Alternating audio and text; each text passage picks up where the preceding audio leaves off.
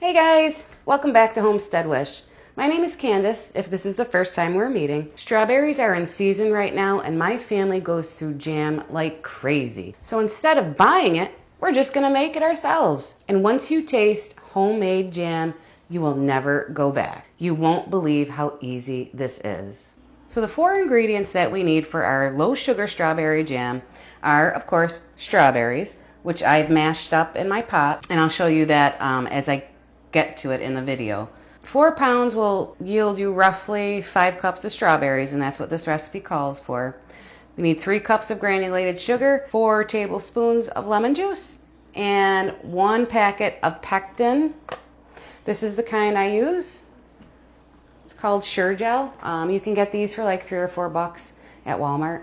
And pectin helps our jam to get nice and thick, which is what we want. And because this is a low sugar recipe, make sure you get one that says for use in low sugar recipes, okay? Or else it's a different pectin that you would have to buy. I also wanted to show you guys the water bath canner that I'm using. These are not expensive. This I think cost me $30 at Walmart. I can leave a link for it in the description below for you. But it's just a graniteware pot. And the inside, it comes with a basket. This is handy for, once you fill the pot with your jars, for just lifting it and submerging it in the water. I have seen people use just stock pots also if you don't want to go out and buy a pot for water bath canning. Just make sure that it has some type of rack that you could fit in the bottom, because you don't want your jars in contact with the very bottom of the pot. This is also something that comes in handy when you're canning. It's a canning set and it comes with a lot of different pieces. It says 6. This I got from Amazon and I think this cost me $10 to $15. So none of this is expensive. But the most important tools in this box is the headspace measuring tool, your funnel so you can fill your jars, and your jar lifter. And I will also leave a link for this in the description box below for you. And these are the jars I'm using. They're 8-ounce mason jars. This recipe will give you 6 8-ounce mason jars worth of jam. Alright guys, we're going to get right into making the strawberry jam recipe. The first thing I've done was I've taken 4 pounds of whole strawberries and I just rinsed them to get any kind of dirt or any debris off of them. We're going to hull them and chop them up into small pieces. With the tops, I'm just going to save for my chickens because they'll love those. I'm just going to chop them up maybe in quarters. Okay, and then into the big bowl they go. This will get me hopefully 5 cups of strawberries, which is what this recipe calls for. If I didn't mention, this recipe is going to make 6 8-ounce jars worth of jam.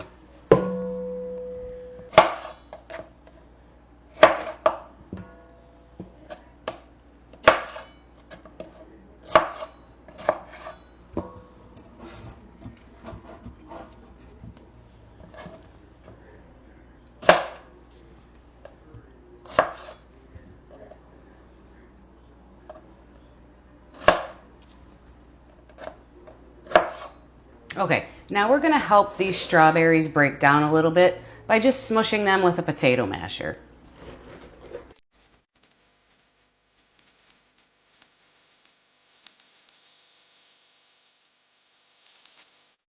This is what you want your mashed strawberries to look like when you're finished. Okay, now that our strawberries are all mashed, I'm going to measure out 5 cups and put them in the pan that I'm going to be cooking them in. This is, I don't even know how many quarts this is, but it's just an enamel cast iron Dutch oven. But any heavy bottomed pot would work just fine. My Pyrex is a 4-cup measure, so I need 1 and just a little bit of a second. So here's 4 cups going in our pot.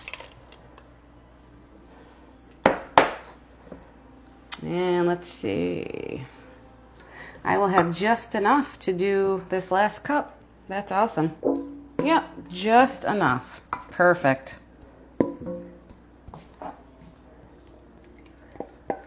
Okay, now that we have our mashed strawberries in our pot, we're going to go ahead and add our 4 tablespoons of lemon juice.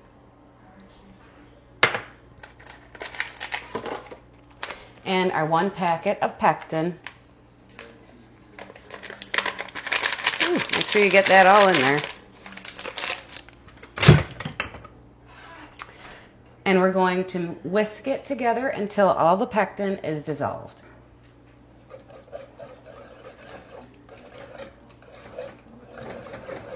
My heat is not on my stove, by the way. This is just, we're just whisking to get the pectin fully dissolved before we turn the stove on. And it might take you a few minutes, and that's okay. Just make sure all of that pectin is dissolved into your strawberries. You'll be able to see what's pectin and what's strawberry in your pot. You'll be able to tell the difference. All right, now that our pectin is fully dissolved in our strawberries, we're going to turn our heat on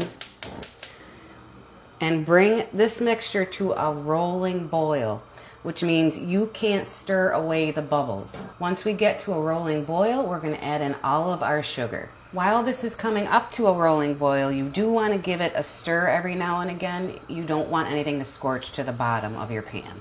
Not quite there. See, it's boiling around the edges of the pan. But if I stir, that bubbling will go away. So we got a little bit more time to let this boil. All right, we are almost there.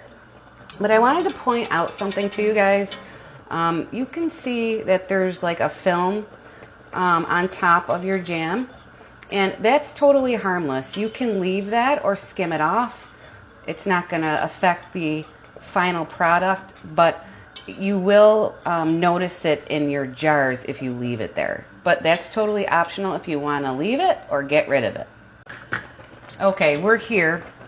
As you can see, I'm stirring this and the bubbles are still coming. They're not going away.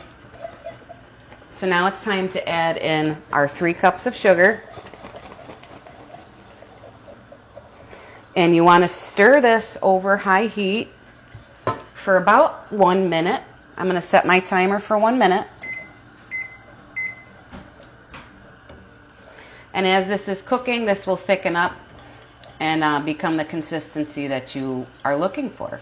So as you can see, there is a ton of foam that rose to the top of my jam.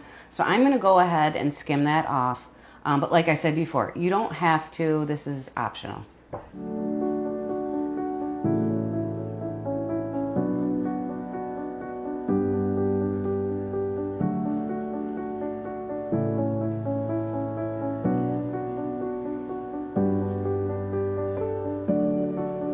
And it's okay if you don't get all of it off, just some of it, because I don't want to get a lot of my beautiful jam in with the foam that I'm trying to get out of here. All right, that's good enough for me. As you can see, most of the foam has been taken off. There's just a little bit left, but that's fine. Okay, now it's time to fill our jars. I have our 6 8-ounce jars ready to go. I have my jar lifter, which we don't need quite yet, but we need our funnel and we need our headspace measuring tool. Now on the tool, I don't know if you guys can see because I don't know if the camera will pick it up, but over on the edges of these ridges here, it has measurements. So we're just going to find the one that says 1/4, okay? And it's the first notch on this measurement tool. So we're going to need this, and we're just going to start ladling our strawberry jam into our jars. So as you can see, I can already tell that this is not at a 1/4 inch headspace. If you put your little measuring tool in, that will tell you exactly where the 1/4 inches will land on your mason jar. So I'm gonna fill this up just a little bit more. There we go. That is perfect. So now the bottom of the headspace measuring tool is touching the jam inside the jar. Okay, and we're just going to continue on filling our jars until they are all the way full. Measuring with the headspace tool if you think you need it.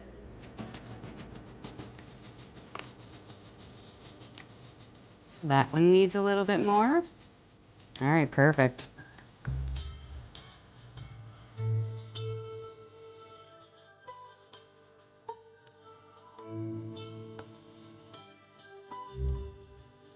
All right, this is also a good debubbling tool.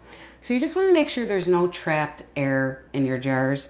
So if you take it this way and just like move it around the outside of the jar, that will get rid of any trapped air that's in there. So I'm just going to do that with all my jars. Okay, now we're done with this. Now the next most important step when you're canning. You have to clean the rims of your jars. If you don't clean them, you're not going to get a seal on your jar. So just with a paper towel dipped in some vinegar, go around the rim of your jar and just clean it off. Look at all that I got on there. That would have never sealed had I not cleaned it. Okay, we're going to put that one aside because we know that's the one that's done. And jam making can get messy, guys. It's fine.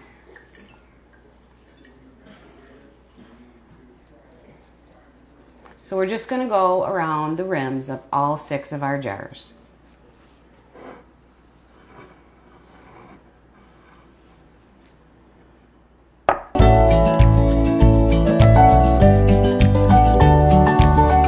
Now that our jars are all clean, we can put our lids and our bands on. You always want to use a new lid to ensure that it will seal properly. So I'm starting with a new lid for each jar. I'm just placing it on top. I'm grabbing my ring and just placing it on top, turning until I meet resistance, and then 1/4 inch turn. That's what it means when they say fingertip tight. Okay, I've repeated that process for all 6 of my jars and they're now ready to go in our canner. We're going to place each of our jars into our canner rack. While I was filling my jars, I had my heat on medium-low just to warm up the water that's in here. You want to fill your canner with enough water to go about 1 inch over the tops of your jars. So I still need more water. I'll bring it closer so you can see. See, that is not enough water, so I have to add more. I'm just going to make sure that it's hot water from my tap.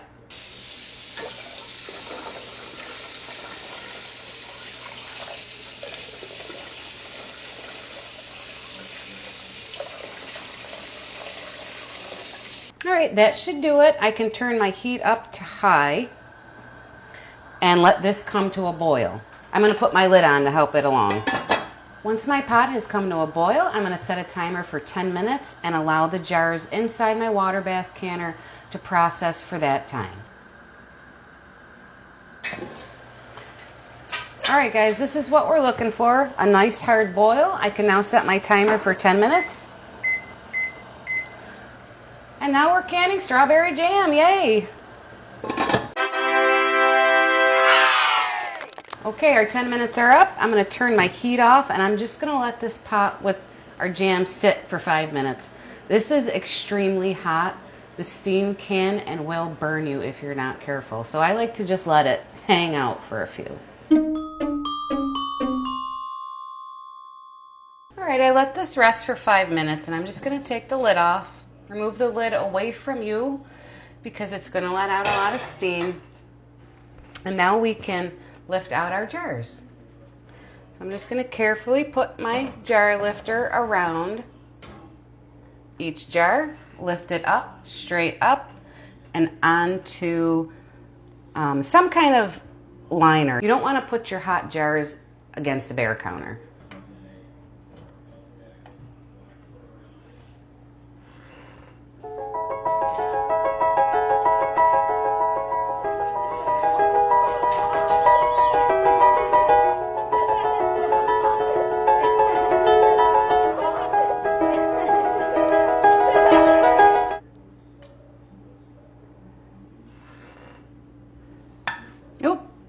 If you heard that, that was our lid popping and sealing.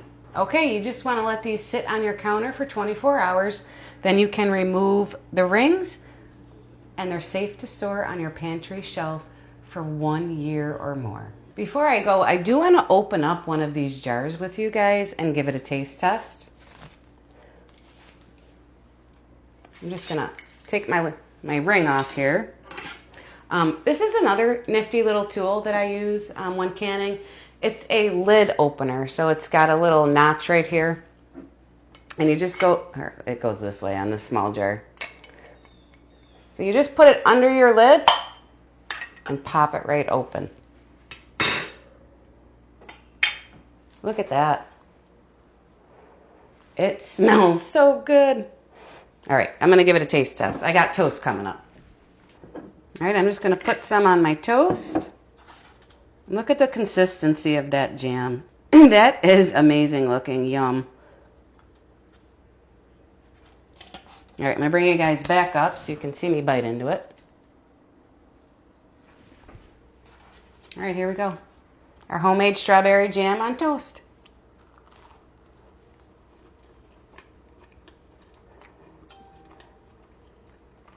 That is so delicious. You can taste the sweetness and the flavor of the strawberries. It really comes through. I think the amount of sugar that I use is perfect. I think if I used any more sugar, it would overtake the freshness of the strawberries. So I really want to thank you guys for joining me today. I hope you got something out of this video. I hope you realize how easy it is to make your strawberry jam at home. And any type of jam for that matter. If you like this video, please consider giving it a thumbs up and hit the subscribe button so you'll be notified when I post more videos like this. I'm thinking maybe I'll do a canning video at least once a month for you guys because there's tons of fruits and vegetables that are coming into season right now. If that sounds like something you'd want to see, leave it in the comments for me below. Thank you guys again, and I hope to see you on the next video. Bye for now.